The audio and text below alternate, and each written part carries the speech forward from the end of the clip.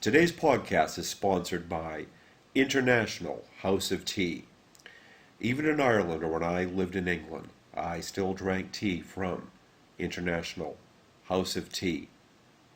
All of their blends are original recipes using natural flavors, flower blossoms, and spices, free of sugar, soy, dairy, gluten, and GMOs. It's good, it's clean, it's original.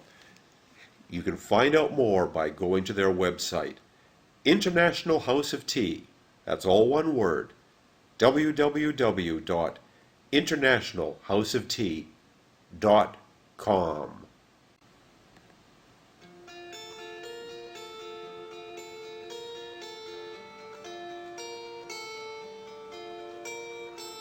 Good morning, good afternoon, or good evening, everybody, depending what time it is where you're listening to this.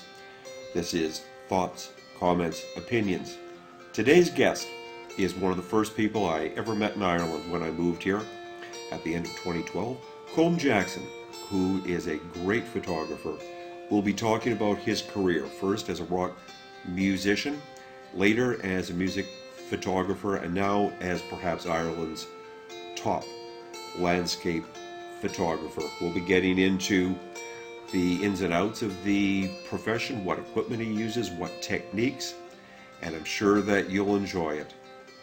So in the meantime, I want you to sit back, relax, fire up a podtini, and listen to the words as they fly through the air.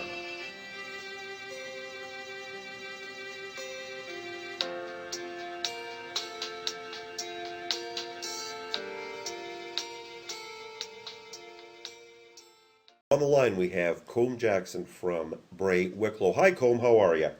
Hi, Hubert. I'm great. I'm grand, as they say. Fantastic, fantastic. Your photography. We'll talk a bit about that. But you started as a band musician. Yeah. Yeah, yeah. So rock music was the Well, first one, eh?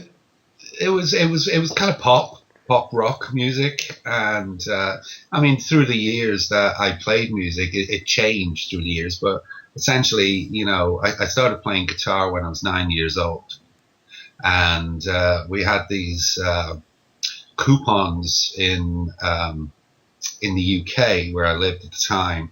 When you went shopping in certain shops, you got these stamps. They were called Green Shield stamps. And my mother said to me one day, sometime maybe November, she said, what would you like for Christmas? I've got all these Green Shield stamps. And you got a catalogue to choose what you would purchase with the stamps. And I chose a guitar. And my father said, you sure? It's not going to be like a fad or something, And I said, no, I'm sure. So the guitar arrived, and it was only, it was the lowest quality guitar you could get. Mm-hmm. And I could, they let me have a quick strum of it before they put it away for Christmas. And I got it on Christmas Day, and I was all excited. And I had a cousin whose husband came over that day, and he showed me how to tune it.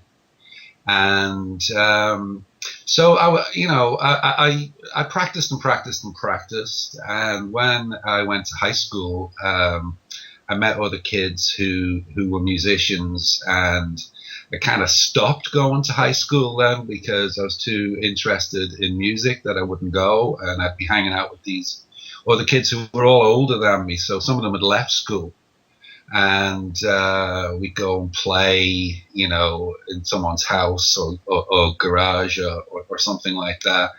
And so I started out in small bands in Liverpool Right. Yeah. at that Yeah. time. Yeah. Because you were born in Ireland, but you moved to Liverpool, I think, when you were five or so. Yeah. Nearly five, yeah, 4.5, 5, yeah. And right at the height of Beatlemania too. Yeah, pretty much. Yeah. My father, excuse me, actually took me into Liverpool to see the Beatles come home from America. And it's that famous clip where they're standing on the balcony of the town hall in America, and they're all waving to all these crowds. I was in there on my father's shoulders, you know. So that was the Beatles were definitely my very first major influence in music. I would have been very, very young though, but they really excited me. You know, I'd be dancing around at 5 years old, 4 years old to Hard Day's Night and She Loves You and things like that. And then getting back to the music, there later on, I actually left home when I was 17 from Liverpool and went to London, and I was in a couple of bands, and I was running the fan club for a huge British rock star at the time called Mark Bolan. T-Rex, yeah. Yeah, and so I'd see him a lot. This will be in April of 1977. And he died in September of 1977 in a fatal car accident. So that kind of went by the by, and I started playing more music again, and I ended up in a band called Panache. I was auditioned for the band as the guitarist, and during the audition, we had to audition another guitarist, but there was no one to sing the song. So I was asked by the guy who was forming the band to sing the song and play guitar while we auditioned the other guitarist. We didn't have a singer. And when the song was over, he said, okay, to the other guy, he said, you can stay, you're the guitarist, and Colm, you're the singer and the guitarist. And that was how I became a singer and a guitarist. And I did kind of write songs and stuff at the time, but they would all been on an acoustic guitar or something, you know, and bringing them into a band format was really exciting for me. And this guy, he was a Japanese guy. His name was Paddy Fields. A Japanese guy named Paddy Fields. Paddy Fields, yeah. I never ever knew his real name. I'll be truthful there. You know, we always knew him as Paddy Fields, and he was the drummer. And he had an uncle in Tokyo who owned a management agency, and his uncle got us a record deal with Toshiba EMI in Tokyo, and they had us record an album and go on tour, and then another album, and then the band broke up. And I then went on and recorded some solo albums a couple of years later with the Japanese, again, another record company, went out to Japan, toured, did promotional tours and things like that. And then eventually, as happens with most bands, the whole thing fell apart. And I was left without a band. But I got to know a lot of photographers during my period in music, and some of them became friends. So in the course of kind of making a departure from music that I wasn't really aware of, I started picking up a camera, and I got very, very into it. I'm the kind of person that when I get into something, and I do get it, and I really get into it, I get tunnel vision about it, and I can't let it go. I have to know everything that there is to know. Welcome to my world. Yes, I'm yeah, the same yeah. way. You know, it's like the same when I first got into computers. I had to have every piece of software. I had to have every gadget that went. I still do, you know, with the computer and things like that. So it was the same with photography, and hanging out with these photographers in their studios and stuff. I learned how to use a camera. I learned how to use a dark room, develop film, print photographs, and they used to take me as their assistant. And I then, after a couple, maybe 6 months of doing that, I got a phone call again. Funny enough, I've always been associated back then with the Japanese. I got a phone call from a Japanese lady who was a correspondent. I don't know whether they still do this now, but they used to have correspondents in London for Japanese pop magazines, and they would interview bands or set up photo sessions or whatever for the magazines, and they would obviously recruit a photographer. And she called me up one evening and said, "There's a job going." And I said, "Okay." She said, I've asked everybody and no one will do it. And the reason they won't do it is it's not enough money for them. And it involved going from Liverpool to London to photograph a band who was fairly big at the time called the Christians. And they were a Liverpool band. And also going to Oxford a few days later to photograph kind of pop reggae English band called Aswad. And I said, "Okay." I said, "Give me 10 minutes. I said, and I'll call you back." And I put the phone down and I thought, okay, I've only got one camera. Yeah. Not a lot of money to buy film and stuff like that. And if I tell her no, she's never going to ask me again, you know? Yeah. So I called up the main photographer who was my friend and who I did all the most of the assisting for. And I said, "Listen, I've been offered this job. Can you lend me another camera body and a lens and lend me a load of film till I get paid for this job?" And he said, "Just, you've got the keys, go into the studio, go into the fridge, get the film, grab a camera, and off you go." So I went off photographing the Christians and Aswad. And that's how it all started, really. I became a professional photographer kind of instantly.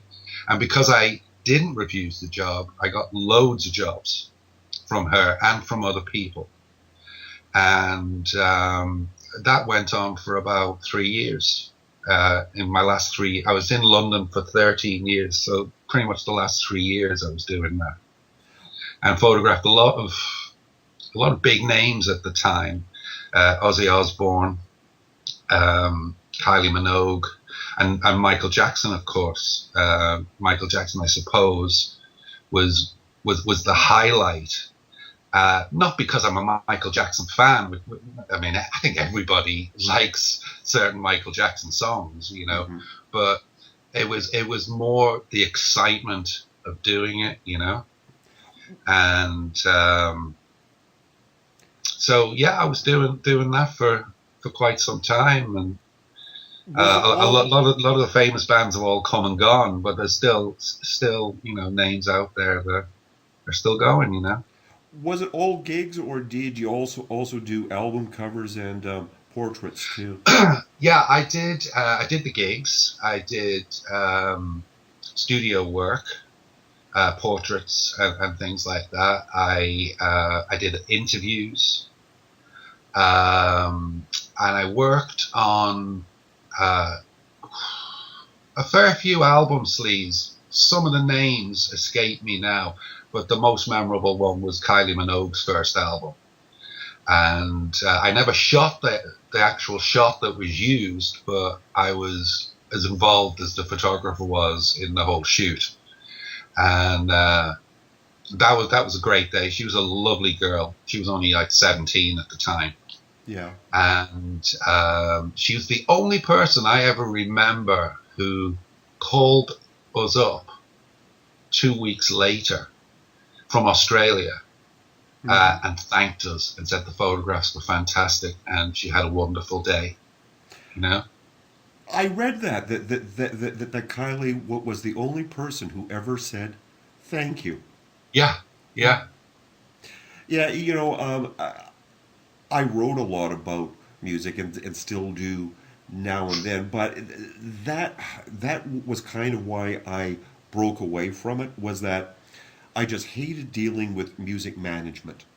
You know, in all the fields of entertainment, music management is they're a breed unto themselves, I think, you know. Oh, Lord Almighty! The artists themselves are nice, but it's the trolls that surround them that drove me Yeah. mad. So I walked away from it.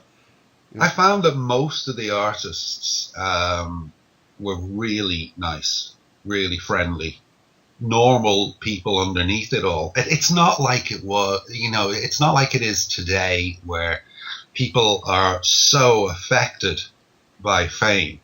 Yeah. I guess they were in their own way back then. A lot of it would have been drug related and drink related and things like that. But there wasn't the whole, I don't know what you call it. It's more like they live in a completely different world now. Yeah, truly, truly. You Well, know? it seems that now they're more a product than an artist. Back in the day when we were kids, they they done the small tours and in the van, with their mates and so forth. And now it's like you will be a star, and here Yeah, yeah, you yeah. sing That's this, right. we'll produce the you to the hilt, and you are a product. Yeah. Well, yes, they are. Now, I've never met any of you two. I've never met Bono, and they only live, a mile or two away from me. Um, but there are a lot of musicians now who it's almost because music has changed so much in the way it's produced and the way it's marketed and the way it's sold. Um, that there is a new breed of musician who kind of refuse to be those big megastars. Like, I don't know whether you know Glenn Hansard. He was the guy from Once, the movie Mm-hmm. Once, and he's also the singer in The Frames. Yeah. And he's huge, and he's pretty big in the States now. Yeah. And he busks in Grafton Street on at Christmas. And he might pull Bono in or Sinead O'Connor or someone like that. But as far as I know, he like organizes it, and they just stand in Grafton Street. Obviously, they have a huge crowd around them, Yeah. and they make themselves accessible, to people, and that's really nice. It's the total opposite of your huge big, especially American stars. It's also Ireland too, that because we live in a small country, that everybody kind of knows everyone, so you can't really get away with putting on airs here, No, you can't. No, and people would just think you're, no, I can say this, a gobshite. Aye, If you yep. did. Um,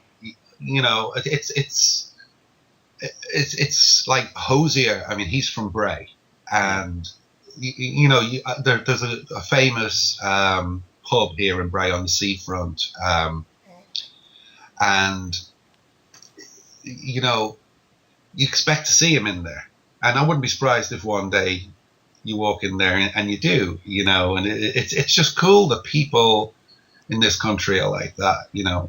I, It's really nice.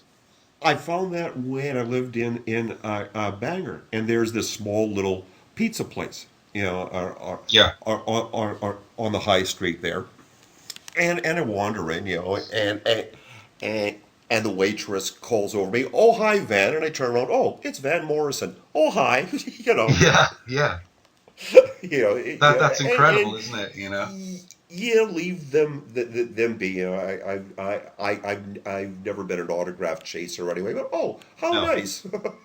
yeah, yeah. It's always nice to see somebody like that, though. Even if you don't Absolutely. say hello. I mean, you might not want to say hello because you don't want to, ruin their time.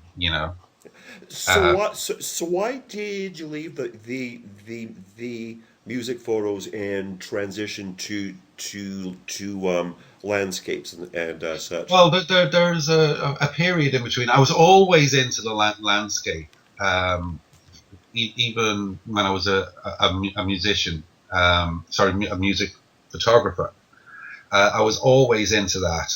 I was very into this English landscape photographer, and I say landscape in the widest frame of the word. His name was Sir Simon Marsden, and he photographed in infrared, and what that means is that he used infrared film, which basically recorded the near infrared spectrum of light. It's not like, that night filming or anything like that. He did it purely in black and white, and basically it just made everything look very ethereal. And he photographed all these old castles and ruins and abbeys, and he had lots of books out. He's dead now. And his books were called things like The Haunted Realm, Ireland in Ruins, and they just had this great mystery about them. And you'd look at his photographs and think, wow, what happened in this place? What was life like 400 years ago in this castle? Yes. And that really, really influenced me. And that was during the time where I was a rock photographer. And that never left me. And I always used to play around with landscape photography, but I was never very good at it. I just didn't get it. I just couldn't get the images. And of course you were using film, and you only had 36 shots on a roll. It's not like today where you can go off for the weekend and take 1,000 shots and come back and say, well, I've got 5 new photographs. Yeah. You would have to shoot as much film as you could, develop it, make contact sheets, and then look at the contact sheets through pretty much a magnifying glass and decide on which photographs may be worthwhile printing. Then you might print them and they don't look right at all. So I was always into it, but the reason I stopped the rock photography the way I was doing it in London was I was in London 13 years and I got tired of London. I love London again now. I go and visit now and again, and I absolutely love it. But back then, this is at the end of the 1980s, I just was tired of it, and I had a craving to go home, and home at that time was Liverpool. My parents were back there, and so I just decided to pack my bags one day and go home and start again, essentially. And eventually, after I got myself established, I met some guys, and they were part of an artists' cooperative in the city centre in Liverpool, and they had a big building, and it was called Arena. And at the top of this building, they had their own photographic studio, and there was 3 photographers, and one of them was leaving, and they needed someone else to come in and pay the rent with them. So I joined up with them, and I was with them for, 4 or 5 years, and I did local rock bands and stuff, but I was mainly into kind of fine art photography, and again, in the wider sense of the word, experimenting with light and different techniques. And of course, we didn't have computers then. There wasn't Photoshop or anything. So anything you did, you had to really do, photographing through the base of a jam jar or something, just mad stuff, and did a few exhibitions. I did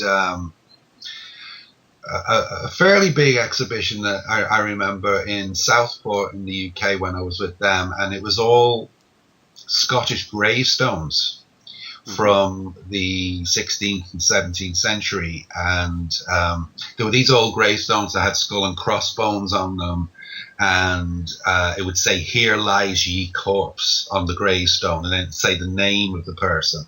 Yes. And they were beautiful. They were ancient. They were just beautiful. They'd be in old overgrown cemeteries in Scotland, and I kind of got into Robert Burns at the time. And so I was equating, you know, this would be around the time of Robert Burns, and you know, the atmosphere of his poetry really was reflected in these old graveyards. So I made this show, this exhibition, and I called it "Here Lies Ye Corpse." So it was quite successful. I sold quite a few, you know, but it was a bit off the wall. Fun for the whole family. Yeah, yeah, exactly. Yeah. So, what brought you back to Ireland? Well, I was in the States for 10 years, and it was. I always wanted to live in Ireland. I never thought I ever would live again in Ireland. Mm-hmm. It just didn't seem like it would ever be on the agenda. And I'd formed a company with my ex-wife and another business partner in the States called Runtime DNA, which still is. It's still there now, and I still work there. Called Runtime DNA, which we specialize in making 3D models for CGI, and it's a huge community of CGI artists, amateur and professional. And we provide forums and galleries, but we also give a place to sell to other CGI creators. So we have maybe 200 different vendors who create content for CGI software, and we sell it through the site. And it's a total kind of social networking kind of setup where the customer interacts with the creators, etc., and the customers interact with each other. And that's been going now for about 15 years. Well, anyway, to answer your question, my marriage broke up. Right. And I left America and went to Liverpool. And when I say went to Liverpool, I landed in Liverpool and made my way straight here. I visited Ireland previously a couple of months before, and I just fell in love with it all over again. I just loved the laid back atmosphere of and the people, and when I knew I was leaving the States, I knew this is where I wanted to be, and that was 5 years ago. Exactly. Yeah. I know precisely that feeling. When I've crossed the border and been back in Ireland, even though I wasn't born here or what have you. It's just it's home. Yeah. The energy suits. It's like it has some sort of connection with your genetic history or something. That it's like a pull. I have a theory that only very, very lucky people are born where they were meant to be born, and for the rest of us, you have to keep seeking to find, where that polar place is. Yeah. Yeah. Yeah, you could be right. Or maybe I'm full of shit. Who the hell knows? But it sounds good anyway. It's a good story. Yeah, to tell over a pint and people nod sagely. Yeah, of course. So, yeah. I imagine that photo enthusiasts will want to know what kind of camera you use in software. And on this, I'm just going to nod and smile because I won't have a clue. But if you'd like to inform the photo enthusiasts in the listening audience as to equipment and that kind of thing. Well, I'd like to say that I use the latest, most advanced Hasselblad or something, but I don't. I use a Nikon D7100, which is my main camera at the moment. That's kind of top of the prosumer range. It's a good camera, and it's a DSLR. and I have a couple of different lenses to go with that. I mainly shoot wide angle. I also have I was talking about Sir Simon Marsden and the infrared photography. Yeah. Well, since we went digital, the people in the know discovered how to make a digital camera, turn a digital camera into an infrared camera. So I had a camera converted to just photograph the infrared spectrum, which most of my black and white work is done on. Is that where, it's an aspect of your work I love, where those very ghostly, almost cotton ball tree That's right. comes Yeah. from? Yeah. Okay. That's exactly it. Yeah. So what basically the deal there is that foliage like trees and grass, they they absorb a lot of infrared radiation. So anything that absorbs infrared radiation reflects it back, and then it glows white.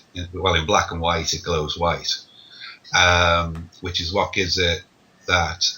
Some people say it's very frothy looking. Yeah. Yeah. So that's what the reason I believe now.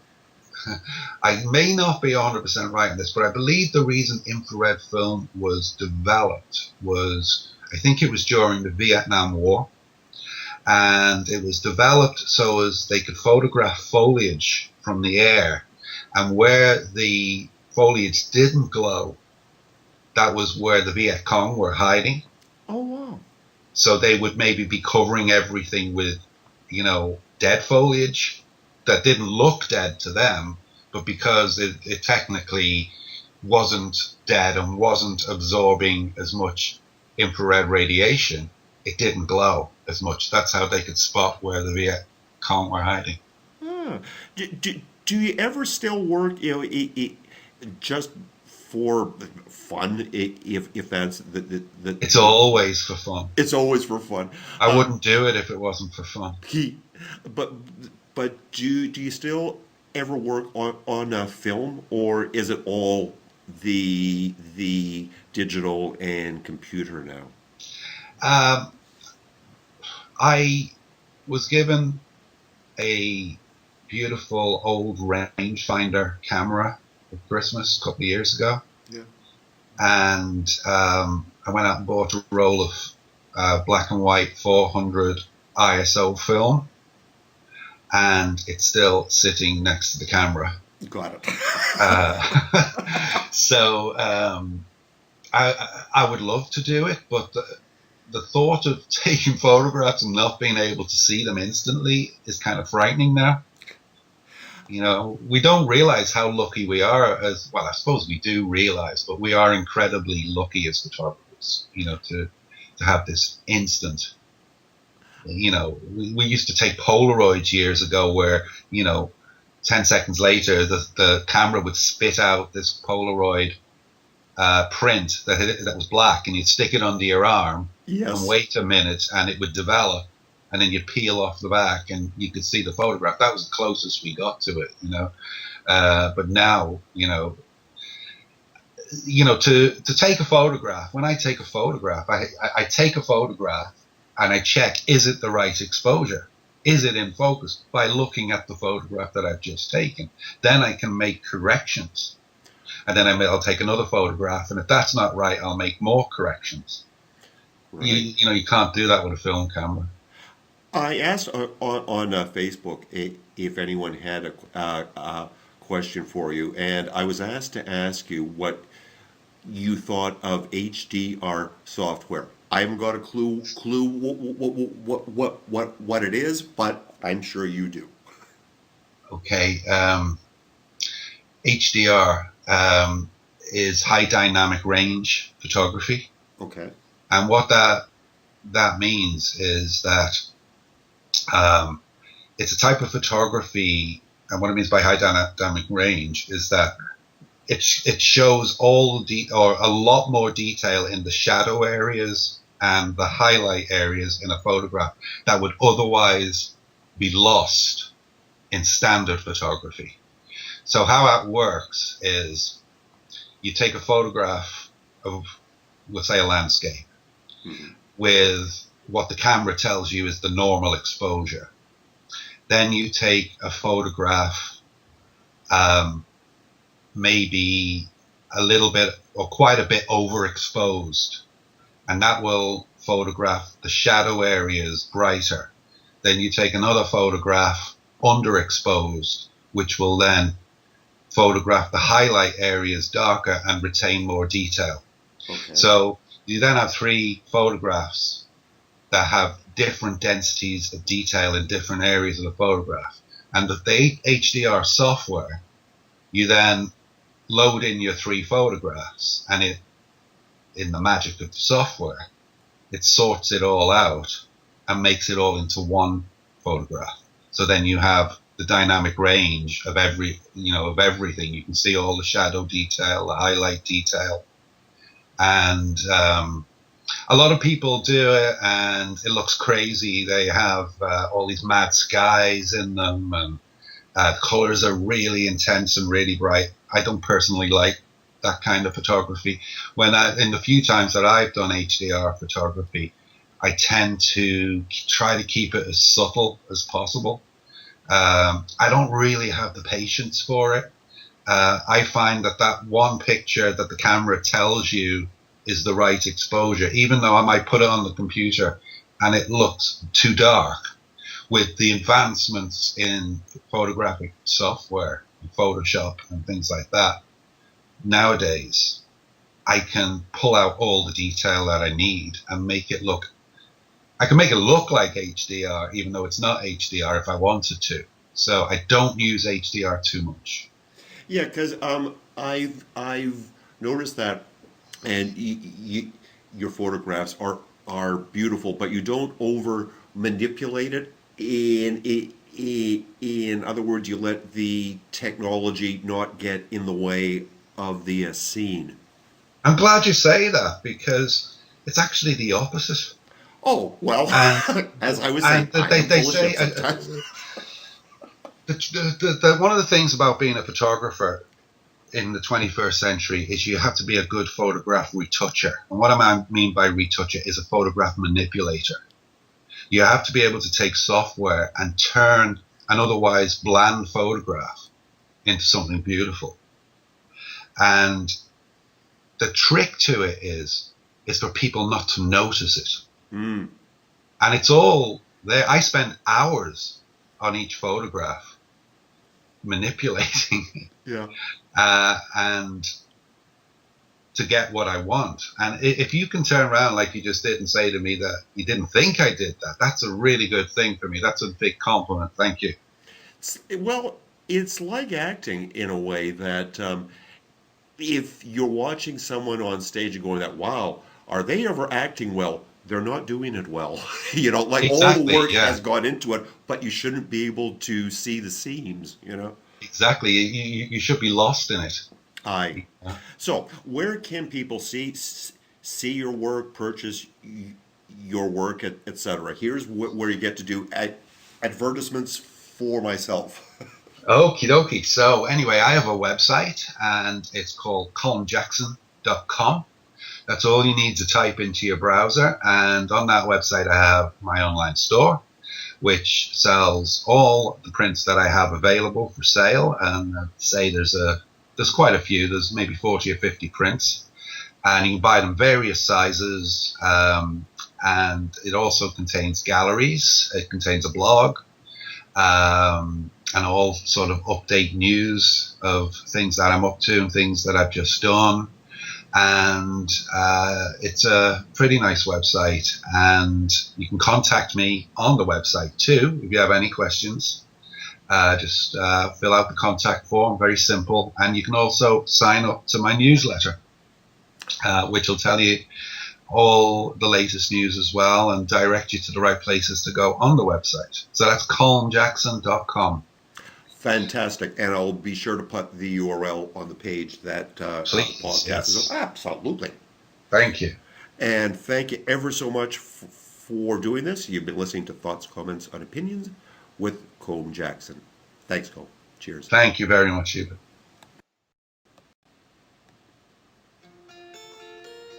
I'd like to thank Colm Jackson once again for being our guest on Thoughts, Comments, Opinions, and I'd like to thank all of you, the audience, for tuning in and listening. If you have any comments, we'd love to hear them. There will be an email address showing up on the screen, or if you're just listening to audio, it's hlohEARN@gmail.com, or you can visit our website, Do Angels Breathe, all one word, doangelsbreathe.wordpress.com. We'd love to know what guests that you'd like to hear on the show, and anything else at all that crosses your mind. Thank you to our sponsor, International House of Tea, and as always, thank you to Kira Donnelly for composing our theme song. And so, from all of us who work the late shift here in Ireland, good night, everybody.